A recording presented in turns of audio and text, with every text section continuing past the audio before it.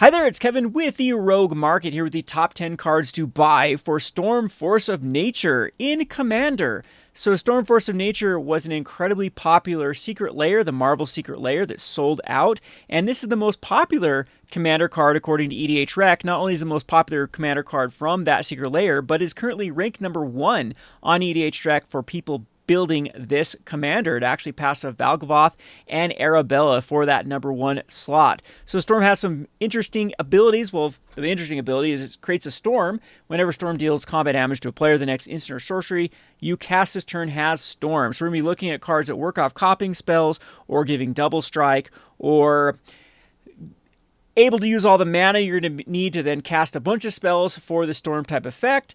And the first one that I've picked is Varen, Voice of Duality. So if we look over some of the lists of Storm, there's a lot of permanents that work off of casting or copying spells, and this is basically just going to double those up. This was last reprinted in Atlas of Thunder Junction, so I think it's right around now is going to be where that supply is going to get stripped from Outlaws. There's not a bunch of those commanders now coming, being broken down or being played. It's starting to get an older product, and this card has a lot of more implications just beyond Storm. It's a very, very popular card in a spell slinging deck. So I'm expecting this card to start going up in price anyways, but this should add a lot of fuel to the fire. And as you can see, about 9 sell per day, but if you actually click on the data, there are a lot more than 9 that have been selling the past few days. And this is going to start going nuts when those physical copies actually are going to be received by players so they can actually buy the cards and start brewing. There's always is a little lag, like people know they're getting a card, or when we see like a card be pre-ordered from a new set, even though players don't physically have the copies yet, they do buy some cards, but the mass amount of buying does start to happen when people do physically have the card and then start picking up the pieces for their commander deck. So I'm expecting all these cards on the list to start ticking up when we see those secret layers delivered. Alrighty, so on to my number 9. My number 9 is Lizard Blades. This is I was actually surprised this card was worth money because it just seems very bulky to me. But it is a card that goes for like $1 or $2, and this is something that I think most Storm decks are going to want to focus on is Double Strike. So there are plenty of other artifacts that do Double Strike. What makes this one interesting is it's in red, and so specifically for Storm, when people look at cards that they can actually throw in to give double strike at a very reasonable cost, 2 mana to give a creature double strike is actually very, very reasonable. And if we look over at TCG Player, the foils have already started to sell like crazy, and now we are on to the normal copies that are going for $1.70, and it was selling about 3 per day and is definitely ramped up. Look at how many have sold just in the past few days. And so to get on this low level, about between the $1 or $2, I think this is going to be the last time. If you can see, some sellers have many of these. This is from Kamigawa, so there's a lot of supply out there. Kamigawa boxes have recently spiked up, and so it has shown us how much singles have been open or in the supply. So it's interesting that this card sits between $1 to $2. But Storm, I think, is really, really going to add to the demand of this card, and the data doesn't lie here with how it's ramped up from just a few per day to many per day. And yeah, something's got to give here. You can see that there's only 287 copies, or 287 copies have sold in the last 3 months. That's going to ramp up, and there's only 733, which is actually quite low for a rare out of a recent set to be listed. On to our next card. Our next card is going to be the Ashling Flame Dancer. So 4 mana for a 4/4, and you don't lose unspent red mana as steps and phases end. You can actually start to, quote-unquote, storm off on turns before, add a bunch of mana. If you can't really do anything with the mana, well, next turn you can then, or next phase. So the problem with Storm is you have to then connect. So a lot of the cards that work off of casting spells on your first main phase, if they generate mana, that mana will empty, but if you have Ashling out, it doesn't empty, and then you can hit with your double strike, create the storm, still have the mana to do stuff, and that's exactly where this card has a lot of synergy with Storm. So the first one, whenever you cast or copy an instant source ability, is to discard a card. If the second time this ability is resolved, it deals 2 damage to each opponent, and the third time you get the 4 mana. So people are definitely going to be able to get up to that 3 because cast or copy, Storm does that, and then you'll get the mana to spend on things. And I like Ashling because the deals 2 damage to each opponent is going to... So my prediction is Storm is going to lose its number 1 slot to the new Niv Mizzet. This come out of foundations. I'm actually thinking that this card works really well with Nimazet. So there's going to be the kind of double dipping of demand for Ashling Flame Dancer. And Modern Horizons isn't being opened at the rate that it was just even a month or 2 months ago. And I think that a lot of those cards are going to start to tick up. You can already see this one has ticked up from its low. It's selling about 10 per day. I'm expecting this to really start to ramp up with both Nimazet and Storm entering into the supply and people starting to build decks around them. On to my number 7. My number 7 is Savage Beating. This had a recent reprinting in Commander Masters, and you can cast this spell only during your turn and only during combat. It has the ability to untwine, which untaps all. You can get both of these abilities, and both of them work perfectly with Storm. So creatures you control gain double strike until end of turn. So the double strike does work with Storm. You'll get the next instant sorcery has Storm, and the next instant sorcery has Storm. So basically double Storm. And if you can entwine it, then you get additional attack phase, and you can redo it all over again with Storm. And that's what is neat with Ashling, for example. If you can then cast a spell that generates mana and generate that mana in your first attack, and you get that second attack, then you'll really have a ton of mana to basically finish off your opponents. So I think Savage Beating, out of all the effects that allow you to take an additional attack, which I think is going to be very popular with Storm, this is like the one that synergizes the most, or one of the ones that synergize the most, with also having that option to give double strike to Storm. So double strike, additional attacks are two things that Storm is going to want. This has both. So it's kind of a no-brainer. If we look at the sales data with this as well, it has started to ramp up within the past few days of going for just a couple sold per day, and now we are starting to see an increase in the sales. On to my number 6. My number 6 is going to be Nature's Will. So this one works really well with Storm because whenever one or more creatures you control deal combat damage to a player, tap all lands that player controls and untap all lands you control. So one of the problems with Storm is creating that Storm count and enough mana so you can safely do it on your main phase, cast a bunch of spells, maybe cantrips, maybe whatever you need to do, and then when you connect with Storm, you untap all of your lands and you have all those lands to then cast your spells when you're ready to storm off. So Nature's Will has had I think it was up to like 40% of all Storm decks were running Nature's Will. It isn't the most expensive card because it was reprinted in the Enchanting Tales. The more and more I look at Wildsville Drain, the more and more it is looking like an amazing set because these cards were absolutely crushed when they were in this slot for Enchanted Tales, but many of them have now seen a resurgence with commanders that have just come out that have added to a lot more demand for these specific cards. So even the ones that didn't have as much popularity as like the other Enchanting Tales that saw a lot of play across the board, like Utopia Sprawl, for example, Nature's Will, though, is now going to get a top-tier commander that is going to want to have this shoot in the deck. So the amount of these being sold is just going to raise exponentially when Storm hits the shell, or Storm starts hitting the tables, and $2 is just a bargain. This card was expensive when it was just in Kamigawa. Yes, the supply of this particular version is probably above and beyond all the versions combined before, much greater. But $2 is still a steal of a deal. And this is also, I'll have to do a video on this. I think it's more justification that Wildsville Drain might be one of the best sets going forward if you want like a sealed box that's going to accrue value over time, just because Enchanted Tales is insane. It's like a master set with this particular slot of the specialty cards that they were putting in booster packs. On to my next one is going to be my number 5, which is going to be Psychotic Fury. So Psychotic Fury is just a common that is a very old card printed clear back in 2006. Target multicolored creature gains double strike until end of turn and then draw a card. So this card does what Storm wants. It adds to your Storm count cantrips. It's going to be one of the things you want to do is draw cards to be able to then have enough cards to generate a good Storm count. And then double strike, as I mentioned before, is exactly what Storm wants. And where I love this card is this card hasn't had a lot of...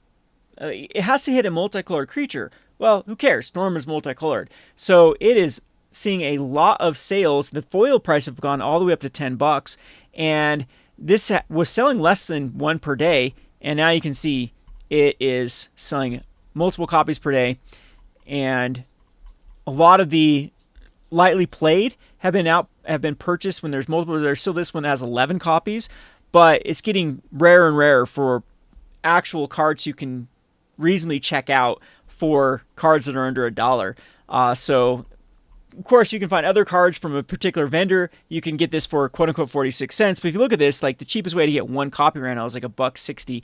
And then I was looking at Card Kingdom. Card Kingdom has raised their foil prices. They're actually listing the foil for a lot of, like, I think it was around 10.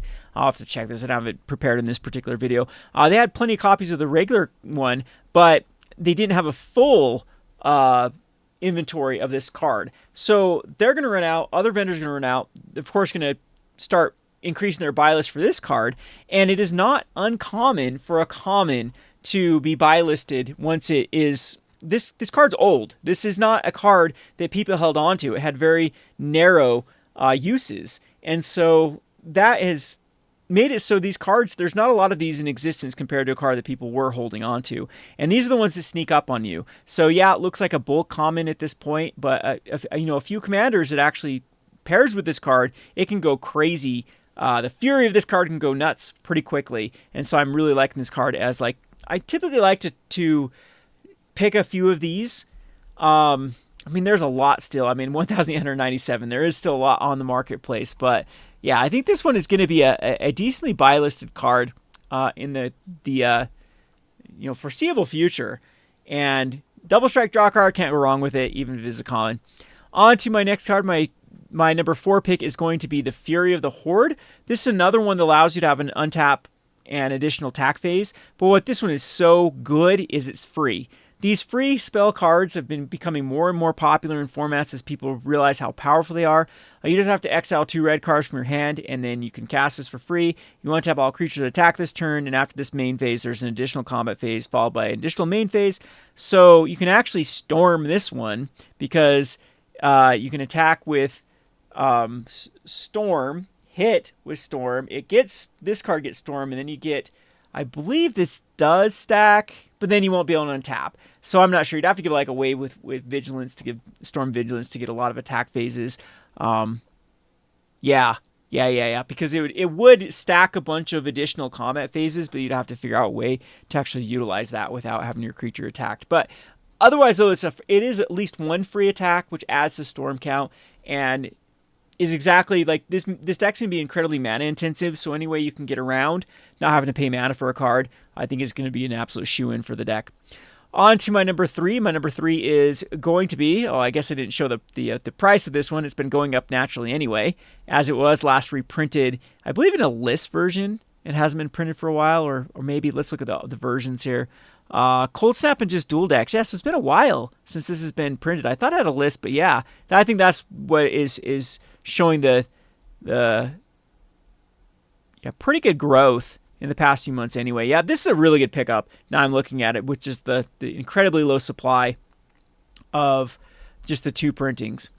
All right, on to my next one is going to be my Overpowering Attack. So this is another set that just keeps looking better and better, is Assassin's Creed. So the free running ability is perfect for Storm. So a lot of people read this and like, well, no assassins in the deck, but it does say commanders. You may cast a spell for its free running cost if you dealt combat damage to a player this turn with an assassin or commander. Well, if Storm's your commander, there you go. Untap all creatures you control that attack this turn. If it's your main phase, there's an additional combat phase, followed by an additional main phase.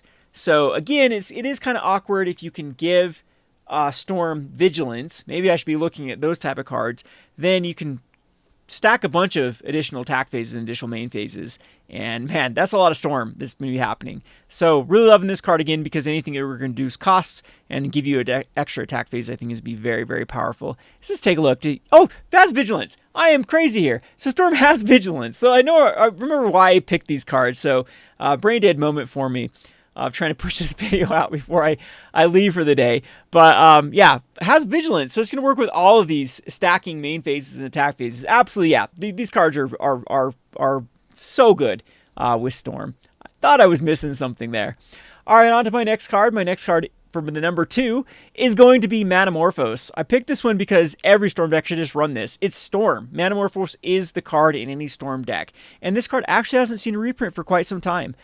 So the Double Masters version is the one that actually has the most quantities on the market. It's already down to only 697 left. And then the data of this one has definitely been picking up too. So think of there's multiple versions of this, and they're all selling about 10 per day. So if we actually look at the versions, There's just 4 different ones. They're all ramping up. Of course, the ones that's going to be the cheapest is the one that usually sells the fastest. And the Double Master version was the cheapest, and some of these will then start leapfrogging each other. But all of them are selling. If you click on even the Shadowmoor one, we see a similar pattern of looking at the data. It's starting to pick up per day of how many are sold. So this one is going to be, this is your auto include in Storm. And I believe it sees play. Isn't Ruby Storm still like a number 1 deck in Modern at the moment? So the supply is high for all of these because it was a common in Shadowmoor. It was a then a list card, which doesn't have a rarity actually, but it was then an uncommon in the Double Masters and Modern Masters. But both of those are actually getting a little bit old at this point for Modern Masters and Double Masters. And with Manamorphose having all the pressure for Modern, there will be an RCQ season for Modern, and Ruby Storm is still one of the number 1 decks, and this is just going to add more demand. I think the supply of even this common is going to get outstretched. We can see Manamorphose go up. I think historically speaking, this got a lot higher than it was. And then Storm fell out of favor, and now it's getting back favor, and this is just kind of the cycle of Magic. But yeah, Commander always, what I love about Commander is typically when a deck becomes very popular, and it's unlike Modern, like a deck can become unpopular and all that supply gets back into the mix. What I love about Commander players is when they build a Commander deck, oftentimes they never take that Commander deck apart. So it literally just strips out a card out of the supply, and it's gone, not forever, but a long duration before eventually maybe they rip apart. And I've just known habitually with Commanders, they're a lot less likely to sell cards back into the market than something like a Modern player is. So that's why I love Commander. It literally does the job in Magic of consuming the supply out of the market, whereas Modern and Standard, supply is like kind of recycles when things fall out of favor and things rotate and whatnot. All right, on to my number 1. So it could be better than Manamorphose. This is kind of a dub pick. This is going to be Burgie. So Burgie got a storytelling. Whenever you cast a spell, add red. This is just a card that enables storm type effects, and you don't lose the mana as well as phases end. So that is very, very key. You can just kind of go crazy with some of your cards to generate mana, and then you don't have to worry about it losing it after a phase or a step ends. And then the boasting twice doesn't really matter, but being able to generate that mana is exactly what a Storm deck wants to do. And what I like most about this card is the spread's insane. So Card Kingdom is selling it for $20, and they seem to be selling it all day at this price. And in fact, they're very aggressive on their buy list by buying it for, I believe, $10 is what I was looking at for most of these. So if we look at kind of the generic one and we go to the selling it, yeah, they're buying it for $10 and $13 credit. And they actually want quite a bit of Burgie, but this card is just getting better and better and better. Unless this gets its desperately needed reprint, Burgie is just gonna be slotted into so many decks, and I can't remember what the backside does, but I believe it has a pretty good ability as well. But so many spell slinging decks. Every commander seems to have, or every set seems to have a commander that wants to be a bit of a spell sling. I think there even is Summon Jumpstart where this is going to want to be just slotted in. You can justify running this in any deck that runs red in Commander. Very, very powerful card. Kaldheim is getting old at this point. We're seeing a lot of other cards in this era start to go up in value.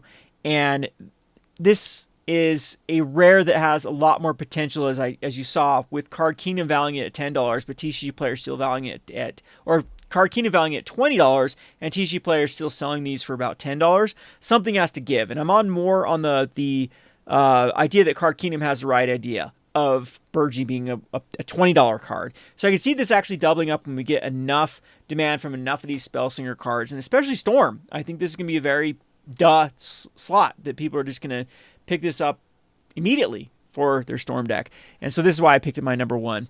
So anyway, I'd like to hear your list of cards that you think have the potential of going up from Storm, and be trying to do a lot more of these top 10 lists, and also be bringing back the Daily Delve. I was good there for a while and kind of lost track of things. So I'm going to pick a bunch of cards out of all the Jumpstart and Foundation commanders. And so for those particular videos, I'm going to actually showcase the card that is coming out of Foundations, and maybe give a couple examples of cards that are good pickups for that. I think I'm going to kind of switch the script for Daily Delve. So we won't get maybe some of a full top 10 list, but I'm going to try to do some daily ones of some good pickups from the plethora of commanders are going to be released from Jumpstart and Foundations.